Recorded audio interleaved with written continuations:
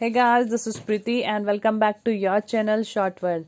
Today I'm going to cover sample paper of class 10th Mathematics 2020. Let's start the paper.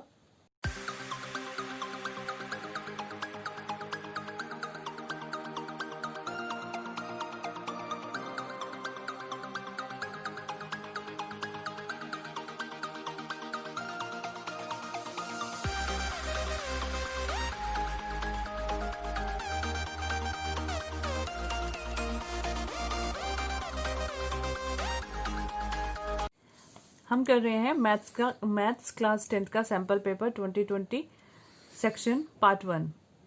तो पहला question है इसमें, what is the HCF of to consecutive even number. हमारे पास पहला question जो है HCF का है। HCF यानी कि highest common factor. Highest common factor consecutive even number का बोला है। अगर सिर्फ कंसेक्यूटिव नंबर्स का बोला होता, टू कंसेक्यूटिव नंबर्स का, तो हमेशा टू कॉन्जिक्यूटिव नंबर्स का जो HCF होता है वो 1 होता है। लेकिन यहां पर पूछा है इवन नंबर। तो इवन नंबर में आप देख सकते हो, इवन नंबर अगर हमारा 2 है, 4 है, तो इन दोनों में कॉमन क्या आएगा? 2।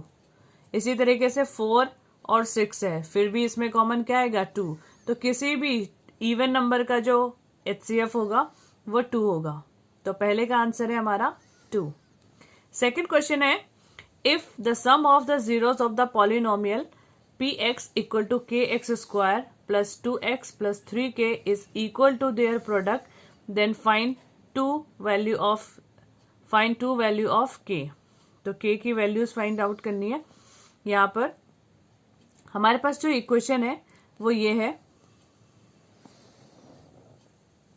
px equal to k X square plus 2x plus 3k। ये इक्वेशन है। आपको पता है एक्स स्क्वायर का जो कोफिशिएंट होता है वो a होता है, x का कोफिशिएंट b और जो कांस्टेंट होता है वो c होता है। Let the zeros be alpha and beta. हमने जीरोस क्या ले लिए? इस इक्वेशन के जीरोस अल्फा और बीटा ले लिए हैं। Sum of zeros minus b upon a होता है, is equal to minus 2 upon k। b हमारा 2 है तो माइनस 2 अपॉन k। और product of zeros alpha into beta c upon a, that is 3k upon k। तो क्वेश्चन के according sum of zeros और प्रोडक्ट ऑफ जीरोस दोनों equal है, तो हमने अल्फा प्लस बीटा और अल्फा इंटू बीटा दोनों को इक्वल रख दिया है। तो यहाँ से k की वैल्यू आपके पास आएगी माइनस 2 अपॉन 3। तो ये है सेकेंड क्वेश्चन का आंसर। थर्ड क्वेश्चन है आपके पास, for what value of k do the equation 3x minus y plus 8 is equal to 0 and 6x minus k y equal to minus 16 represent coincident lines। coincident lines के लिए जो conditions होती हैं वो ये होती है, a1 upon a2 is equal to b1 upon b2 is equal to c1 upon c2। तो यहाँ से दोनों इक्वेशन से हम पहले a1 a2 b1 b2 c1 c2 निकाल लेंगे और फिर इस कंडीशन में पुट कर लेंगे। तो यहाँ से 3 upon 6 equal to minus 1 upon minus K is equal to 8 upon 16। यहाँ से इन दोनों को हमने कंपेयर किया, कंपेयर करने पे हमें के की वैल्यू, तो 3 upon 6 is equal to minus 1 upon minus K equal to 8 upon 16 है। तो इन दोनों को हम यहाँ पर कंपेयर कर लेंगे। तो कंपेयर करने पर हमारे पास के की वैल्यू 2 आ जाएगी। फोर्थ क्वेश्चन है, find the quadratic equation whose roots are twice the roots of 2x square. हमारे पास जो इक्वेशन है वो ये है, 2x square minus 5x plus 2 is equal to 0। ये इक्वेशन दे रखी है। यहाँ पर भी हम रूट्स ले लेंगे, alpha and beta. Alpha plus beta equal to 5 upon 2 यानी कि माइनस b अपॉन a होगा। तो माइनस b हमारा माइनस में ऑलरेडी, तो माइनस माइनस प्लस हो चुका है यहाँ पे। Alpha plus beta equal to 5 upon 2, alpha into beta equal to c upon a होता है, तो c 2 है, a भी हमारा 2 है, तो ये 1 आ गया है। अब क्वेश्चन हमें बोलता है कि जो नई इक्वेशन हमें बनानी है उसके रूट्स, इस रूट्स के जो इस इक्वेशन के रूट्स है उसके टॉइस है, यानी कि 2 अल्फा एंड 2 बीटा। जो नए रूट्स हैं वो हमारे पास है 2 अल्फा एंड 2 बीटा। तो अल्फा इनका सम करेंगे, अगर मैं रूट्स का सम करती हूँ तो 2 alpha plus 2 beta is equal to 2 into alpha plus beta, 2 को कॉमन ले लिया है, अल्फा प्लस बीटा की वैल्यू मेरे पास 5/2 है, तो 5/2 मैंने यहाँ पे पुट करी, तो टू अल्फा प्लस 2 बीटा कितना आ गया, 5 आ गया। और 2 alpha into 2 beta, product of zeros कितना आ गया, 4 आ गया है। तो इक्वेशन जो होती है वो ये होती है x² माइनस, यहाँ पे जो अल्फा प्लस बीटा मैंने लिखा है ये सम ऑफ जीरोस है। इक्वेशन बनाने के लिए हम ये लिखते हैं x² minus sum of zeros into x plus product of zeros. इस तरह से आप लिखोगे। तो सम ऑफ जीरोस हमारे पास क्या था, 5, और प्रोडक्ट ऑफ जीरोस 4। तो x² minus 5x plus 4 equal to 0, ये हमारी नई इक्वेशन आ गई है। ओके, नेक्स्ट पे आते हैं। Right the discriminant of the quadratic equation. आपके पास एक क्वाड्रेटिक इक्वेशन दे रखी है, इसका डिस्क्रिमिनेंट निकालना है। तो डिस्क्रिमिनेंट का फॉर्मूला डी, डिस्क्रिमिनेंट यानी कि डी होता है D is equal to b² minus 4ac है। पहले आप यहां पर x प्लस 5 होल स्क्वायर को ओपन करेंगे, तो a² plus b² plus 2ab, ये हो जाएगा आपका x plus 5 whole square x² plus 2x² plus b² plus 2ab equal to 2 से मैंने यहाँ पे अंदर मल्टीप्लाई कर लिया ब्रैकेट को, 2 5 जा 10 एंड 2 3 जा 6। 10x और 10x दोनों सेम साइन है, इसको अगर मैं इधर लेके आऊंगी तो ये माइनस में होगा, कैंसिल आउट हो जाएंगे, तो मैंने यहीं पे कैंसिल कर लिया। आप इसको इधर लेके लेफ्ट हैंड साइड जब आप लेके आओगे तो आप इसे कैंसिल आउट कर सकते हैं। उसके बाद यहाँ पे बचा है x², ये 6 इधर आया, 25 और 6 मैंने 31 लिखा इक्वल टू 0। तो ये इक्वेशन है x² प्लस 31 इक्वल टू 0। अब यहाँ पर a दिख रहा है आपको 1 है, b आपके पास है नहीं क्योंकि x का कोफिशिएंट नहीं है, x है ही नहीं, तो x का कोफिशिएंट जो होता है वो b होता है, x की कोई टर्म ही नहीं है। c हमारे पास ये कांस्टेंट है, तो d equal to b² minus 4ac, b क्योंकि 0 है तो 4ac में वह वैल्यू रख लूंगी 4 इंटू 1 इंटू 31, तो ये हमारा डिस्क्रिमिनेंट आ गया 1 माइनस 124। तो ये क्वेश्चन नंबर 5 था। आगे करते हैं। क्वेश्चन नंबर जो 6 है वो है find the 6th term of the AP. यहाँ पे जो एपी की सीरीज दे रखी है वो गलत दे रखी है, 17, 11 एंड 14 दिया है, लेकिन वो एक्चुअल में 17, 14 एंड 11 है, तो आप इसको करेक्शन कर लेना इसमें। तो 17, 14 एंड 11 ये एपी है।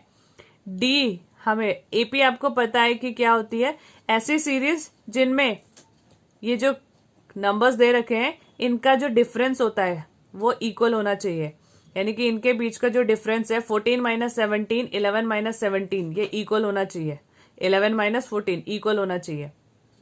अगर ये इक्वल डिफरेंस आता है, इनका कॉमन डिफरेंस, यानी कि जितने भी नंबर्स मेरे पास है उन सब का नंबर सीरीज में नंबर का जो डिफरेंस है वो इक्वल आता है, तो ऐसी सीरीज को हम एपी बोलते हैं, अरिथमेटिक प्रोग्रेशन।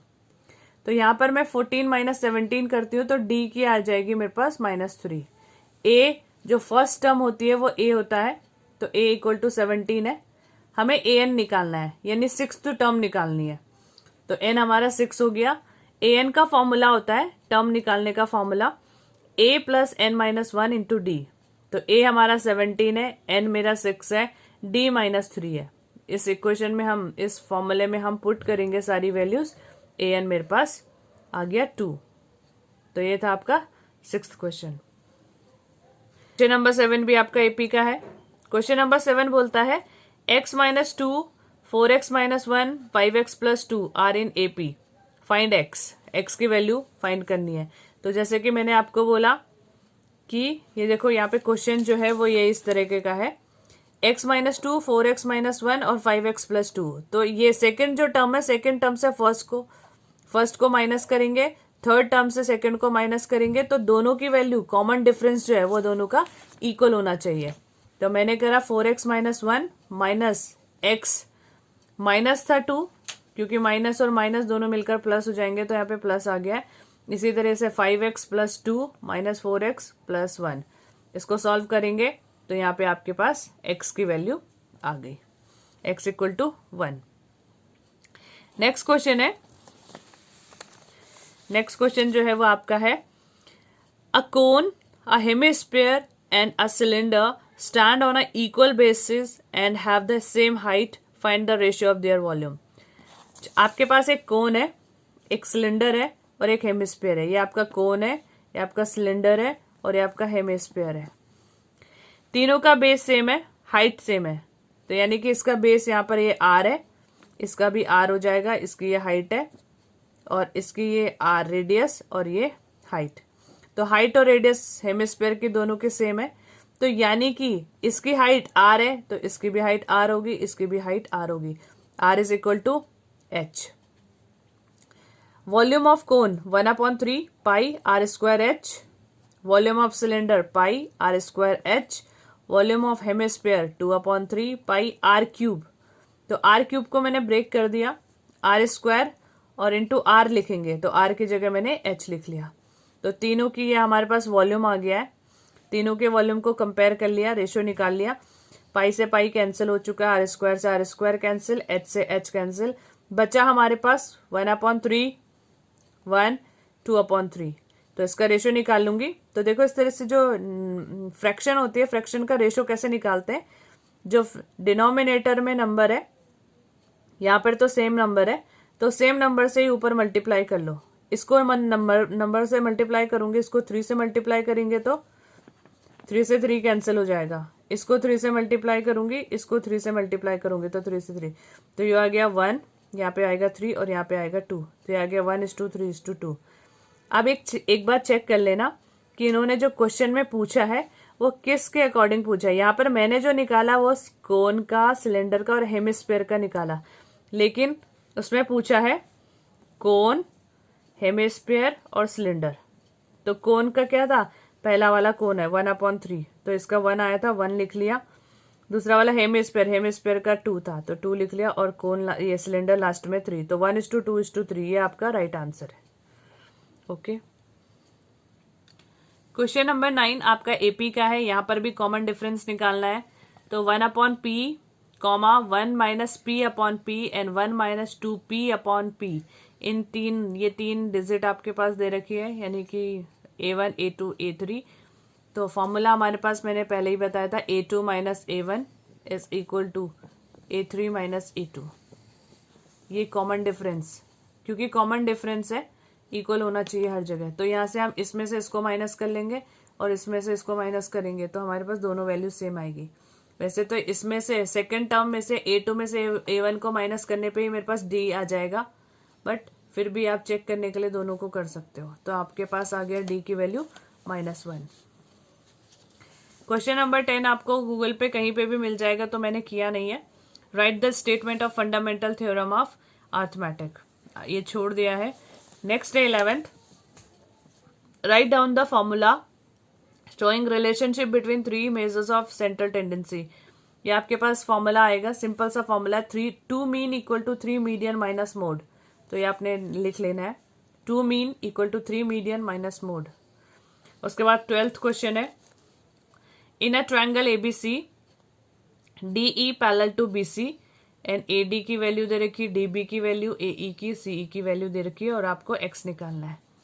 अच्छा, सभी बच्चों ने, जहां तक मुझे पता है कि आपने ट्रायंगल अभी किया नहीं होगा, कुछ लोगों ने कर लिया होगा, कुछ ने नहीं किया होगा। तो ट्रायंगल में हमारे पास सिमिलैरिटी यहाँ पर हम पढ़ेंगे, जिस तरह से आपने 9th में कॉन्ग्रुएंसी पढ़ी थी, अब हम सिमिलैरिटी पढ़ेंगे। तो सिमिलैरिटी के भी कुछ रूल्स एंड रेगुलेशंस होते हैं, कुछ क्राइटेरिया होते हैं। तो यहाँ पर देखो आपके पास ABC ट्रायंगल दिया हुआ है, ABC, और DE जो है इसके पैरेलल लाइन दे रखी है। यहाँ पे DE पैरेलल है, तो ये पैरेलल लाइन है, तो यहाँ पे कॉरेस्पॉन्डिंग एंगल्स इक्वल होंगे, यानी कि angle B equal to angle D होगा, angle E equal to angle C होगा। ये वाला जो एंगल है वो इसके इक्वल, ये वाला जो एंगल है इसके इक्वल, और A एंगल जो है दोनों में कॉमन होगा, ADE में और ABC में। तो under by AAA triple A के कंडीशन के अकॉर्डिंग ये दोनों ट्रायंगल ADE और ABC दोनों सिमिलर होंगे। ये सिमिलर का साइन है, ये सिमिलर, इस तरह से ये वेव बन रही है, ये सिमिलर है।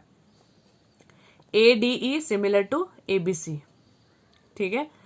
तो जब कोई भी ट्रायंगल जो है वो सिमिलर है, तो सिमिलर का मतलब है कि उनके जो साइड्स है उनका रेशियो इक्वल होगा, उनके साइड का रेशियो, यानी AD/BD is equal to AE/CE। अभी फिलहाल तो क्वेश्चन है सैंपल पेपर में, इसलिए मैं जल्दी जल्दी में बता रही हूँ। उसके बाद मौका मिलेगा तो जरूर ट्रायंगल पढ़ेंगे सिमिलैरिटी का। तो अभी जस्ट आप ऐसे ही देख लीजिए, a d upon d b is equal to a e upon c e हम करेंगे। तो a d upon b d equal to a e upon c e. यहाँ से इनकी वैल्यूज को पुट करा, क्रॉस मल्टीप्लाई करेंगे। क्रॉस मल्टीप्लाई करने के बाद आपके पास ये इक्वेशंस आएंगे और इसको x की वैल्यू हम फाइंड आउट कर लेंगे। तो x आपके पास 2 आ जाएगा। नेक्स्ट क्वेश्चन देखते हैं, क्वेश्चन नंबर 13। क्वेश्चन नंबर 13 आपको कहता है 1 से 100 तक के बीच में जो प्राइम नंबर है उनकी प्रोबेबिलिटी क्या होगी। तो सबसे पहले तो प्राइम नंबर क्या होते हैं, ऐसे नंबर जो खुद की टेबल में आते हैं और 1 की टेबल में तो सभी नंबर आते हैं, तो जो सिर्फ अपनी टेबल में आते हैं उनको प्राइम नंबर कहते हैं। जैसे 2, 4, 2, 3, 5, 7, 11, 13, इस तरीके के जितने भी नंबर हैं वो प्राइम नंबर कहलाते हैं। तो 1 से 100 तक के बीच में पहले तो टोटल 98 नंबर आएंगे।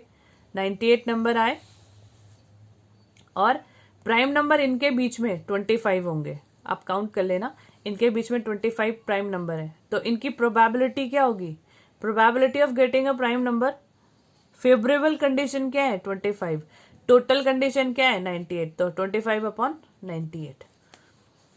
नेक्स्ट है क्वेश्चन दिया हुआ है 10x equal to sine 45 cos 45 plus sine 30।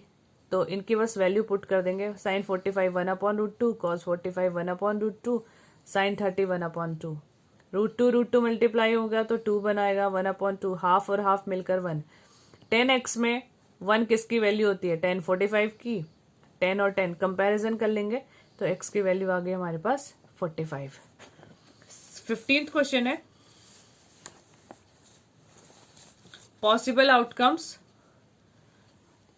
तीन कॉइन है, 3 कॉइन को अगर टॉस करते हैं तो 2 हेड आने के चांसेस क्या होंगे, 2 हेड। तो 2 हेड, यहाँ पर देखो टोटल जो आउटकम्स होंगे वो 3 हेड है, 2 हेड है, 1 टेल, 2 टेल, इस तरह से टोटल आउटकम्स है। Probability of getting 2 head, 2 head आने के चांसेस 4/8। 2 हेड तो आ ही रहे ना, इसमें भी आ रहे हैं, इसमें भी आ रहे हैं, इसमें भी आ रहे हैं, तो 2 हेड, तो ये आ गए 4/8 यानी कि 1/2। फिर है what is the probability of an impossible event. तो इम्पॉसिबल, जो घटना हो ही नहीं सकती उसकी प्रोबेबिलिटी भी नहीं होगी, तो उसकी प्रोबेबिलिटी हमारी 0 आ जाएगी। क्वेश्चन पार्ट बी का क्वेश्चन नंबर 21 है if HCF of 54 and 81 equal to 27 है तो एलसीएम हमें निकालना है इसका। तो हमारे पास जो फॉर्मूला होता है वो ये होता है प्रोडक्ट ऑफ नंबर्स, 2 नंबर का जो प्रोडक्ट है यानी मल्टीप्लिकेशन, वो उनके HCF और एलसीएम के मल्टीप्लिकेशन के इक्वल होता है। तो product of number is equal to HCF into LCM. तो नंबर्स लिख लेंगे 54 इंटू 81, HCF 27 है, एलसीएम निकाल लेंगे तो 27 से इन दोनों को डिवाइड कर दिया, 162 आंसर आ गया। क्वेश्चन नंबर 22 है prove that the length of the tangents drawn from the external point to a circle are equal. Circle पे जो बाहर से जो ये लाइन टच करती है इसे हम टेंजेंट बोलते हैं। तो क्वेश्चन हमें बोलता है कि एक्सटर्नल पॉइंट से जो ये टेंजेंट्स जा रही हैं इनकी जो लेंथ होगी वो इक्वल होगी, यानी AP is equal to AQ, AP AQ के इक्वल होगा। तो ये हमें प्रूफ करना है। अच्छा, एक और थ्योरम है, सेंटर से टेंजेंट पे जो, अगर हम टेंजेंट से और सर्कल से रेडियस को मिलाते हैं तो ये 90 डिग्री फॉर्म करता है। ये भी एक थ्योरम है, जब आप सर्कल पढ़ेंगे तो आपको उस टाइम पे पढ़ने में आएगी। तो सेंटर से या रेडियस से जब मैंने इसको टेंजेंट पे लाइन मारी तो ये परपेंडिकुलर होती है, यानी कि 90 डिग्री फॉर्म करती है। तो आपके पास एंगल Q और एंगल P 90 डिग्री है, AO आपके पास कॉमन है, और OQ और OP तो आपके पास रेडियस है, यानी कि ये साइड। तो हम इन दोनों ट्रायंगल को कॉन्ग्रुएंट प्रूफ कर लेंगे। कॉन्ग्रुएंट से अपने 9th में पढ़ी हुई है, तो APO और AQO में हम इसे कॉन्ग्रुएंट प्रूफ करेंगे। तो OP equal to OQ, OP equal to OQ, AO जो है दोनों में कॉमन है, AO इक्वल टू AO, और ये 90 डिग्री 90 डिग्री। तो ये हमारे पास RHS से दोनों ट्रायंगल कॉन्ग्रेंट हो गए। जब दोनों ट्रायंगल कॉन्ग्रेंट हो गए तो AP is equal to AQ हो जाएगा। AP equal to AQ by CPCT, corresponding parts of congruent triangle. तो ये आपका क्वेश्चन नंबर 22 है। 23 क्वेश्चन है, find the ratio in which the line segment joining the point 1, -3 and 4, 5 is divided by x axis. सबसे पहले आप देखो line segment AB m/n में रेशियो में डिवाइड हो रही है। कोई पॉइंट P इसको डिवाइड कर रहा है, इसके कोऑर्डिनेट है x और y। तो x और y के जो कोऑर्डिनेट्स निकालते हैं वो इस तरह से निकालते हैं। x की वैल्यू जो होगी x2 into m x2 plus n x1 upon में m प्लस n, और y की वैल्यू होती है m y2 plus n y1 upon m plus n। अब जो कोऑर्डिनेट्स दिए हुए हैं देखो यहाँ पे 1 और -3 है, 4 और 5 है। ये लाइन इस तरह से जा रही है। ये x एक्सिस जो है इसको डिवाइड कर रहा है। x एक्सिस जब भी डिवाइड करता है तो y की वैल्यू 0 होगी। y एक्सिस अगर डिवाइड करता है तो x की वैल्यू 0 है। x एक्सिस पे y 0, y एक्सिस पे x 0 होगा। तो यहाँ पे x एक्सिस डिवाइड कर रहा है तो x 0 ले लिया। तो इस लाइन के जो सपोज करो ये लाइन जो है k:1 में डिवाइड हो रही है, रेशियो में डिवाइड हो रही है। लेट रेशियो भी k:1। तो x की अभी जो ये फॉर्मूला बताया था ऊपर वाला, x की वैल्यू क्या होगी 4k + 1 k + 1। इसको ना भी रखो तो भी चलेगा क्योंकि हमें k की वैल्यू निकालनी है। तो y में रख देंगे y is equal to 5k - 3 upon k + 1। y की वैल्यू 0 पुट करी, k को क्रॉस किया तो k की वैल्यू आपकी आ गई 3:5। तो रेशियो जो होगा वो 3:5 का होगा। क्वेश्चन नंबर 25 है, find a quadratic polynomial whose zeros are 5 - 3√2 and 5 + 3√2। तो अल्फा हमारे पास है 5 - 3√2, बीटा हमारे पास है 5 + 3√2। तो हम सेम यहाँ पर वही करेंगे, sum of zeros and product of zeros. तो सम ऑफ जीरोज आपके पास आया 10, प्रोडक्ट ऑफ जीरोज आपके पास आया 7। यहाँ पे देखो मैंने a + b और a - b का फॉर्मूला लगा दिया है अल्फा इंटू बीटा में, तो ये 7 आ जाएगा। आपको इक्वेशन में पुट करना है x² minus sum of zeros into x plus product of zeros. यहाँ पे इनकी वैल्यू पुट करेंगे, आपके पास इक्वेशन आ जाएगी। तो ये तो थे आपके हाफ क्वेश्चंस। बाकी के क्वेश्चंस मैं नेक्स्ट वीडियो में बनाऊंगी। तो आप इसी तरह से देखते रहिए और हमारे साथ बने रहिए शॉर्ट वर्ल्ड पर, और प्लीज़ सब्सक्राइब करना मत भूलिएगा।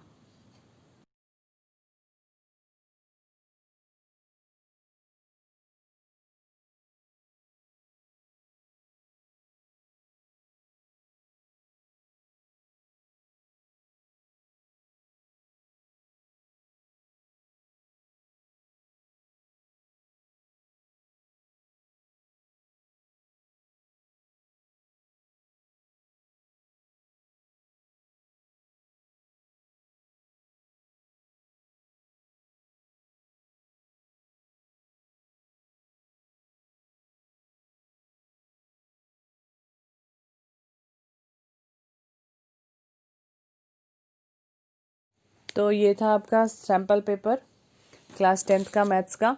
तो इसी बाकी के क्वेश्चंस मैं आगे के वीडियो में बनाऊंगी। तो इसी तरीके से हमारे साथ बने रहिए और देखते रहिए short world, and please like share and subscribe करना मत भूलिएगा। Thank you.